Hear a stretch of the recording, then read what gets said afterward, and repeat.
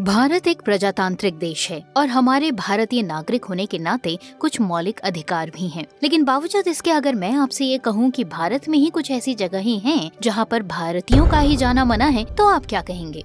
सोच में पड़ गए? तो चलिए आज के हमारे इस वीडियो को जरा गौर से देखिए, क्योंकि कहते हैं ना कि इस दुनिया में कई सारे फैक्ट्स ऐसे हैं जिन्हें जानकर हमें ऐसा लगता है कि क्या ऐसा भी हो सकता है। आज का ये वीडियो कुछ ऐसी ही फीलिंग आपको देने वाला है, तो जुड़े रहिए हमारे साथ और हम आपको बताते हैं भारत की ऐसी जगहों के बारे में जहाँ पर जाना भारतीयों के लिए ही अलाउड नहीं है। ये बात सुनने में भले ही थोड़ी अजीबोगरीब लगे, लेकिन भारत में ही कुछ जगहें ऐसी हैं जहाँ पर भारत के ही लोगों का जाना मना है। हालांकि यह प्रतिबंध कानूनी नहीं है, लेकिन इन जगहों के मालिकों ने इन्हें नो इंडियन पॉलिसी के आधार पर बनाया है और सुनने में आता है कि अगर कोई भारतीय वहाँ गया भी तो उनके साथ या तो जातिवाद या फिर रेसिज्म का बर्ताव हुआ। भारत की जनता होने के नाते हमें किसी भी सार्वजनिक जगह पर आसानी से घूमने फिरने की आजादी है, लेकिन आज हम आपको बताने वाले हैं कुछ ऐसी जगहों के बारे में जो कि हैं तो इंडिया में, लेकिन उन जगहों पर इंडियंस का जाना मना है। और ऐसा इसलिए क्योंकि वो प्रॉपर्टीज लोगों की पर्सनल प्रॉपर्टीज हैं और उन्होंने उन प्रॉपर्टीज को बनाया है नो इंडियन पॉलिसी के आधार पर।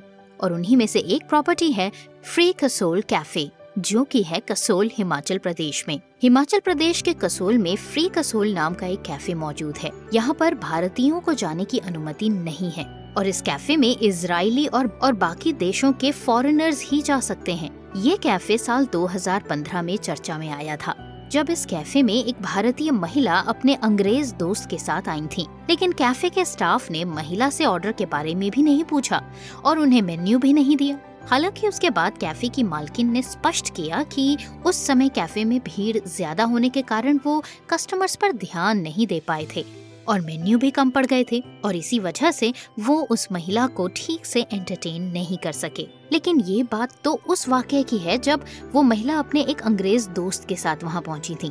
लेकिन इसके अलावा भी समय समय पर बहुत से भारतीय लोगों ने कैफे के अंदर न जाने देने और कैफे के अंदर उनके साथ हुए दुर्व्यवहार का आरोप कई बार इस कैफे पर लगाया।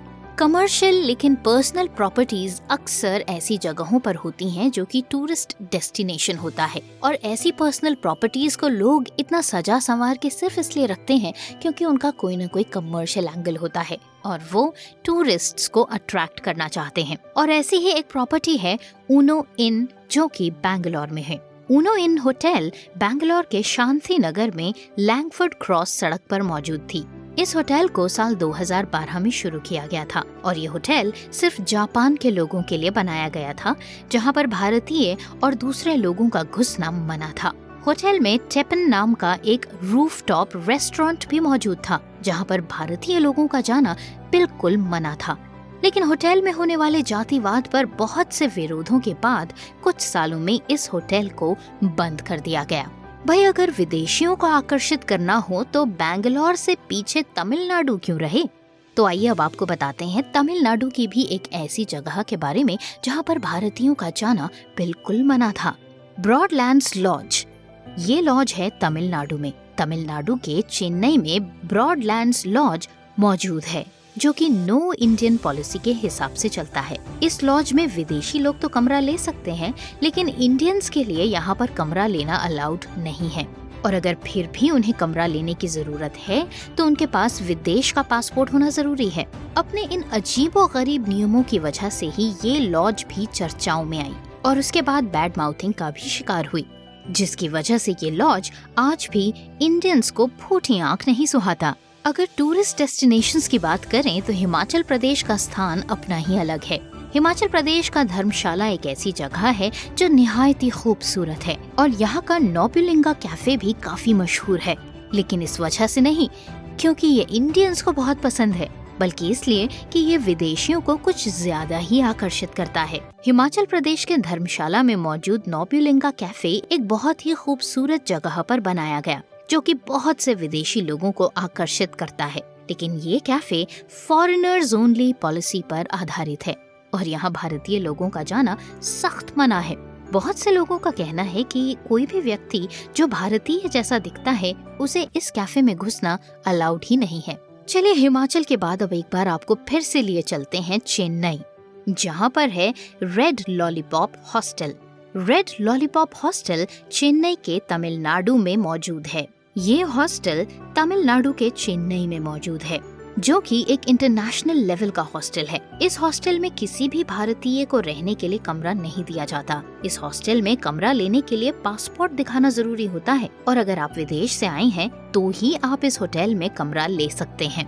वही अगर टूरिस्ट डेस्टिनेशंस की बात हो या फिर खूबसूरत बीचेस की, तो गोवा और पौंडीचेरी का नाम तो सीधे ही टिप्स पर आप गिन सकते हैं। और गोवा और पौंडीचेरी में भी कुछ ऐसे डेस्टिनेशंस हैं जहां पर इंडियंस का प्रवेश पूरी तरह से वर्जित है। गोवा का एक हॉलिडे डेस्टिनेशन है जहां बहुत से भारतीयों का घूमने का सपना होता है, लेकिन गोवा में ऐसे भी कुछ बीचेस मौजूद हैं जहां भारतीय लोगों का जाना या वहां रूम लेना बिल्कुल मना है। ऐसा इसलिए किया गया ताकि विदेशी लोग वहां अपने हिसाब से कपड़े पहन सकें और अपनी प्राइवेसी को बनाए रख सकें। अराम्बोल बीच और अंजुना बीच ऐसे ही कुछ बीचेस के उदाहरण हैं जहां भारतीय लोग देखने को ही नहीं मिलते। गोवा की तरह ही पौंडीचेरी यानी पुदुचेरी में भी कुछ ऐसे ही बीचेस मौजूद हैं जहां भारतीयों को जाने नहीं दिया जाता, और इसके पीछे का कारण वही है जो गोवा वाले बीचेस का है। चलिए अब आपको ले चलते हैं अहमदाबाद। साकुरा रयोकन एक जापानीज रेस्टोरेंट है जो कि गुजरात के अहमदाबाद में मौजूद है। यूँ तो इस रेस्टोरेंट को ओन करने वाले इंडियन ही हैं, लेकिन फिर भी यहाँ पर इंडियंस के जाने पर प्रतिबंध है।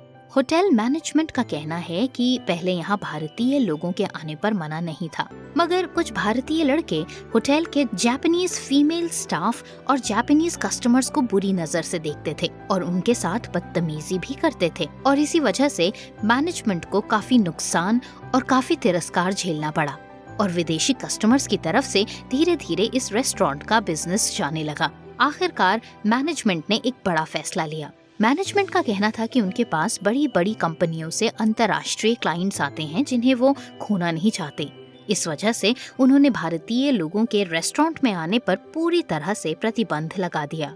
अहमदाबाद के बाद चलिए अब एक बार फिर से बढ़ते हैं तमिलनाडु की तरफ, और आपको लेके चलते हैं रशियन कॉलोनी को दिखाने के लिए। तमिलनाडु के तिरुनेलवेली जिले में कुडानकुलम न्यूक्लियर पावर प्लांट मौजूद है जिसे रशिया के लोगों द्वारा चलाया जाता है। यहाँ पर रशिया के लोग पुराने समय पर ही आकर बस गए थे और अब उनका पूरा परिवार यहीं रहता है।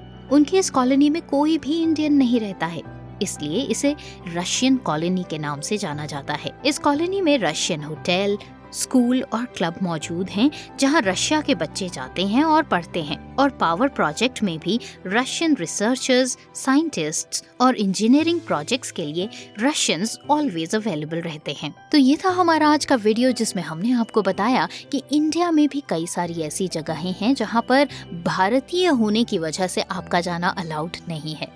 सुनकर आश्चर्यचकित हुए तो जरूर हमें कमेंट्स पर लिखकर बताइए। फिलहाल आज के लिए बस इतना ही। एक और नए वीडियो के साथ होगी आपसे दोबारा मुलाकात। तब तक के लिए नमस्कार।